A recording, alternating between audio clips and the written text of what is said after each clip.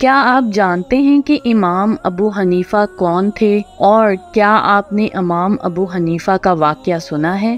تو چلیے چلتے ہیں آج کی ویڈیو کی جانب۔ امام ابو حنیفہ کا واقعہ یہ ہے کہ ان کے زمانے میں مہدی جو اموی خلیفہ تھا، اس کے دربار میں ایک دہریہ آیا جو خدا کی ذات سے انکار کرتا تھا۔ اس نے کہا، میں نہیں مانتا کہ خدا موجود ہے، یہ کائنات طبی رفتار سے خود بنی ہے اور خود چل رہی ہے، لوگ مر رہے ہیں اور پیدا ہو رہے ہیں وغیرہ، یہ سب ایک طبی کارخانہ ہے، کوئی بنانے والا نہیں ہے۔ یہ اس کا دعویٰ تھا اور اس نے چیلنج کیا کہ مسلمانوں میں جو سب سے بڑا عالم ہو اس کو میرے مقابلے میں لایا جائے تاکہ اس سے بحث کروں، اور لوگ غلطی میں مبتلا ہیں کہ اپنی طاقتوں کو خواہ مخواہ ایک غیبی طاقت کے تابع کر دیا ہے جو سارے جہان کو چلا رہی ہے۔ تو اس زمانے میں سب سے بڑے عالم امام ابو حنیفہ تھے۔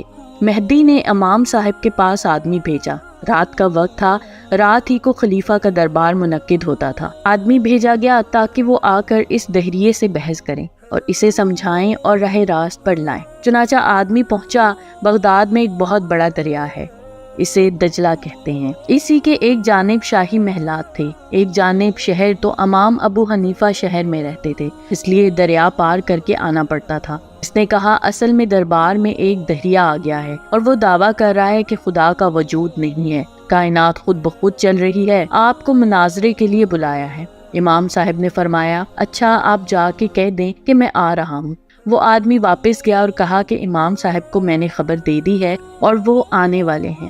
اب دربار لگا ہوا ہے، خلیفہ امراء و وزراء بیٹھے ہوئے ہیں اور دہریہ بھی بیٹھا ہوا ہے۔ امام صاحب کا انتظار ہے مگر امام صاحب نہیں آ رہے۔ رات کے 12 بج گئے، امام صاحب ندارت۔ دہریے کی بن آئی۔ اس نے کہا، معلوم ہوتا ہے کہ امام صاحب ڈر گئے ہیں اور سمجھ گئے ہیں کہ کوئی بڑا فلسفی آیا ہے، میں اس سے نمٹ نہیں سکوں گا، اس واسطے گھر میں چھپ کر بیٹھ گئے ہیں، اور آپ یقین رکھیں وہ نہیں آئیں گے، میرے مقابلے میں کوئی نہیں آ سکتا۔ اب خلیفہ بھی متعامل ہے، درباری بھی حیران ہے اور دہریہ بیٹھا ہوا شیخی دکھا رہا ہے۔ جب رات کا 1 بجا تو امام صاحب پہنچے، دربار میں حاضر ہوئے۔ خلیفہ وقت نے تعظیم کی جیسے علماء ربانی کی جاتی ہے۔ تمام دربار کھڑا ہو گیا۔ خلیفہ نے امام صاحب سے کہا کہ آپ اتنی دیر میں کیوں آئے ہیں؟ آدمی رات کے 8 بجے بھیجا گیا تھا، اب رات کا 1 بج رہا ہے، آخر اتنی تاخیر کی وجہ کیا پیش آئی؟ شاہی حکم تھا، اس کی تعمیل جلد ہونی چاہیے تھی، نہ یہ کہ اس میں اتنی دیر لگائی جائے۔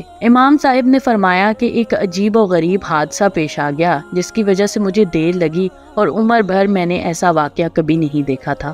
میں حیران ہوں کہ کیا واقعہ اور کیا قصہ پیش آیا۔ اس شد و مد سے بیان کیا گیا کہ سارا دربار حیران ہو گیا کہ کیا حادثہ پیش آ گیا۔ فرمایا، بس عجیب و غریب ہی واقعہ تھا اور خود مجھے بھی ابھی تک سمجھ میں نہیں آیا کہ کیا قصہ تھا۔ جب سارے دربار کو خوب شوق دلا دیا اور سب سرتا پا شوق بن گئے، حتیٰ کہ خود امیر المومنین نے کہا کہ فرمائیے کیا قصہ پیش آیا؟ فرمایا، قصہ یہ پیش آیا، جب میں شاہی محل میں اترنے کے لیے چلا ہوں تو دریا بیچ میں تھا۔ دریا کے کنارے پر جو پہنچا تو اندھیری رات تھی، نہ کوئی ملاح تھا نہ کشتی تھی، آنے کا کوئی راستہ نہ تھا۔ میں حیران تھا کہ دریا کو کس طرح پار کروں۔ اسی شش و پنج میں کھڑا ہوا تھا کہ میں نے یہ حادثہ دیکھا کہ دریا کے اندر سے خود بخود لکڑی کے نہایت عمدہ بنے ہوئے تختے نکلنے شروع ہو گئے اور ایک کے بعد ایک نکلتے چلے آ رہے ہیں۔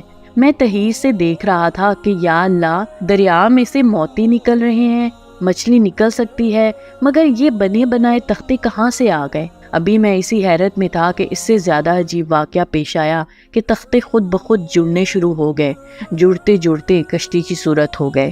میں نے کہا، یا اللہ، یہ کس طرح سے کشتی بن گئی؟ آخر انہیں کون جوڑ رہا ہے کہ اوپر سے نیچے خود بخود تختے لگتے چلے جا رہے ہیں؟ ابھی میں اسی حیرت میں تھا کہ دریا کے اندر سے لوہے کی قتیل کی کیلیں نکلنے شروع ہو گئیں اور خود بخود اس کے اندر ٹھکنے لگی اور پھر جڑ جڑا کے بہترین قسم کی کشتی بن گئی۔ میں حیرت میں تھا کہ یہ کیا ماجرا ہے۔ یہ تختے جو جڑے ہوئے تھے، ان کی درجوں سے پانی اندر گھس رہا تھا کہ دریا کے اندر سے خود بخود ایک روغن نکلنا شروع ہوا اور ان درجوں میں بھرنا شروع ہو گیا، جس سے پانی اندر گھسنا بند ہو گیا۔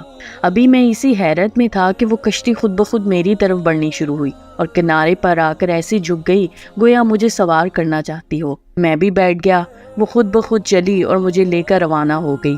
دریا کی دھار پر پہنچی۔ پانی ادھر کو جا رہا تھا، کشتی خود بخود ادھر کو جا رہی تھی، کیونکہ شاہی محلات ادھر کو تھے۔ میں حیران تھا کہ یا اللہ، آخر پانی کے بہاؤ کے خلاف کون اسے لے کے جا رہا ہے؟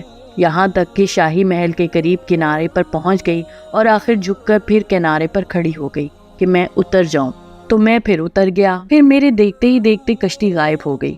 گھنٹہ بھر اس کنارے اور گھنٹہ بھر اس کنارے سوچتا رہا کہ یہ کیا قصہ تھا۔ یہ سانحہ جس کی وجہ سے تحریر میں کئی گھنٹے لگ گئے، اب تک سمجھ میں نہیں آیا کیا ماجرا تھا، اور میں امیر المؤمنین سے معافی چاہتا ہوں کہ 8 بجے بلایا گیا اور 1 بجے پہنچا ہوں۔ دہریے نے کہا، امام صاحب، میں نے تو یہ سنا تھا کہ آپ بڑے عالم ہیں، بڑے دانشمند اور فاضل آدمی ہیں، پر بچوں کی سی باتیں کر رہے ہیں۔ بھلا یہ کیسے ممکن ہے کہ پانی میں سے خود بخود تختے نکل آئیں، خود ہی جڑنے لگیں، خود ہی کیلیں ٹھک جائے، خود ہی روغن لگ جائے، خود ہی آگے کشتی اپنے آپ کو جھکا دے، آپ اس پر بیٹھ جائیں اور خود ہی لے کر چل دے، خود ہی وہ کنارے پر پہنچا دے؟ یہ کوئی عقل میں آنے والی بات تھوڑی ہے۔ میں نے سمجھا تھا کہ آپ بڑے دانشمند، فاضل اور عالم ہیں، امام آپ کا لقب ہے، اور باتیں کر رہے ہیں آپ نادانوں اور بچوں جیسی۔ یہ کیسے ممکن ہے کہ کوئی کشتی بنانے والا نہیں، خود بخود بن گئی؟ کوئی کیلے ٹھوکنے والا نہیں، خود بخود ٹھک گئی؟ کوئی روغن بھرنے والا نہیں اور خود ہی بھر گیا؟ کوئی چلانے والا ملاح نہیں، خود ہی چل پڑی؟ کوئی سمجھانے والا نہیں، خود ہی سمجھ گئی کہ مجھے شاہی محل کے اوپر جانا ہے؟ یہ عقل میں آنے والی بات ہے بھلا؟ امام صاحب نے فرمایا، اچھا، یہ بات نادانی اور بے وقوفی کی ہے؟ اس نے کہا، جی ہاں۔ فرمایا، ایک کشتی بغیر بنانے والے کے بن نہ سکے، بغیر چلانے والے کے چل نہ سکے، بغیر کیلیں ٹھوکنے والے کے اس کی کیلیں ٹھک نہ سکے، اور یہ اتنا بڑا جہان جس کی چھت آسمان ہے، جس کا فرش زمین ہے، جس کی فضا میں لاکھوں جانور ہیں، یہ خود بخود بن گیا، خود ہی چل رہا ہے۔